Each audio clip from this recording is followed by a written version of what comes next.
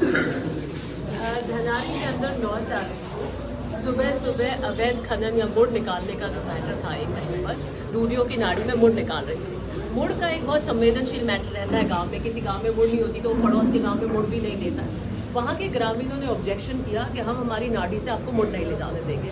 तो वहाँ पे 2 गुट भिड़ गए तो वहाँ पर थानेदार मौके पे पहुंचा।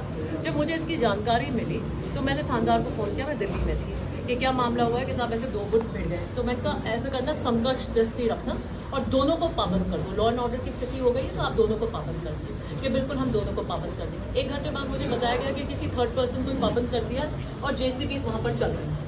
मैं थानेदार को फ़ोन किया कि JCB वहाँ पर चल रही है और आपने एक ही पक्ष को क्यों पाबंद किया है? कि नहीं, मैंने 2 कांस्टेबल्स वहाँ छोड़ दिए हैं और JCB नहीं चलने देंगे। मैंने कहा JCB सीज कर लीजिए आप। थोड़ी देर में पता लगा कि पूरे दिन JCB चलती रही। पुलिस कांस्टेबल्स वहाँ क्या कर रहे थे इसका मुझे कोई आइडिया नहीं है और पूरे दिन खनन होता रहा। ये SHO की नॉलेज में था। मैं बहुत कम केसेस के अंदर फ़ोन करती हूँ और SHO लेवल पे बहुत कम करती हूँ। कोई मैंने शायद, मुझे लगता है पहला केस होगा जिसमें मैंने 4 महीने में फ़ोन किया होगा। उसकी कुछ देर बाद ग्रामीणों में रोष आया। वो सरपंच से बात करने की कोशिश कर रहे थे। सरपंच कहीं पुलिस के साथ में जा रहा था, प्रशासन का जोर दिखा था। तो यंग बच्चे थे, उनको गुस्सा आ गया, उन्होंने डंडा लेके खड़ी हुई गाड़ी के कागज तोड़।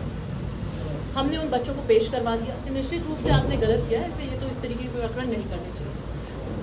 उस पक्ष की 4 FIR दर्ज करते हैं एक मामले के अंदर। एक मामले में आप एक ही कर सकते हैं, रंगदारी, फिरौती, लूट जैसी धाराओं में लगाकर उनको बहुत कुख्यात अपराधी प्रेजेंट करके इस तरीके से किया और जो सामने वाला पक्ष था उसकी एक भी FIR दर्ज नहीं करी। उसके बाद में हमने बात करी। मैं दिल्ली से यहाँ पे लैंड कर गई थी। मुझे पता लगा और जैसे मैं घर पहुंची तो पब्लिक डोमेन के अंदर डिटेंशन की कस्टडी के एक बच्चे का वीडियो आ गया। मैं थानेदार को फ़ोन लगाया कि पुलिस कस्टडी के अंदर आप किसी प्रकार का वीडियो नहीं बना सकते। कि आप ये जानते हैं गिरफ्तार व्यक्तियों के अपने एक अधिकार होते हैं, राइट टू डिग्निटी होती है और दूसरी बात आप उसको कंपेल नहीं कर सकते अपने खिलाफ स्वीकार या कबूलनामा करने के लिए। तो उसने कहा कि मैं जानता हूँ, मुझे SP ने निर्देश दिया है ये बनाने के लिए। मैंने उसके बाद पूछा कौन आया हुआ है? एडिशनल SP आया हुआ है। मैंने एडिशनल SP से बात करी। एडिशनल SP से मैंने पूछा आपको क्या नॉलेज है कि पुलिस डिटेंशन के अंदर वीडियो बन गया है और वीडियो बनाया गया यातनाओं देने के बाद में। वीडियो का कैमरा किसने पकड़ा? जब पुलिस कस्टडी के अंदर है तो पुलिस के अलावा तो उसको कोई बना नहीं सकता। कि मुझे पता नहीं है, मैं पता करता हूँ।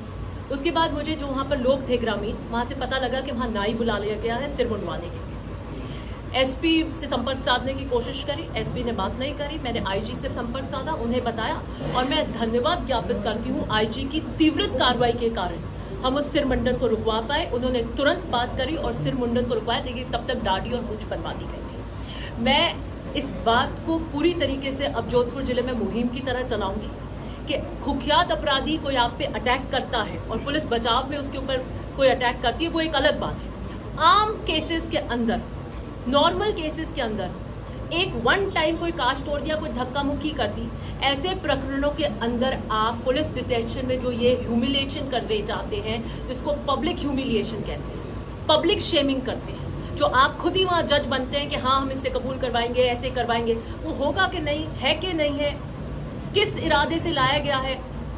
पुलिस की ईगो तो नहीं हो गई, घर पे आपसे 2 बात कर ली, बहस कर ली, आप उठा के लेकर आए, चेप दिया आपने और आपने कबूलनामा करवा दिया। मैंने IG साहब से रिक्वेस्ट करी और बिल्कुल वो मेरे साथ इस बात को अग्री करते हैं और उन्होंने थाने के अंदर ये कह दिया मैसेजेस कर देंगे। कम से कम नॉर्मल जो प्रथा चल गई है कि हम कबूलनामा करवाएंगे, वीडियो बनवाएंगे, उनको वायरल करवाएंगे, ये सब तरीके से बंद होगा। और मेरी SP जो है एडिशनल SP से बात हुई थी और मेरी धर्मेंद्र यादव SP को भी ये कहना है कि ये पैर तोड़ना, टांग तोड़ना, ये सारे वीडियो कबूलनामे के, ये सारे के सारे जोधपुर ग्रामीण के क्यों आ रहे? DCP आपके कमिश्नरेट के तो नहीं आ रहे? इनसे पहले 2 SP थे, राहुल बराड़ और अनिल कयाल, तब तो नहीं आते थे।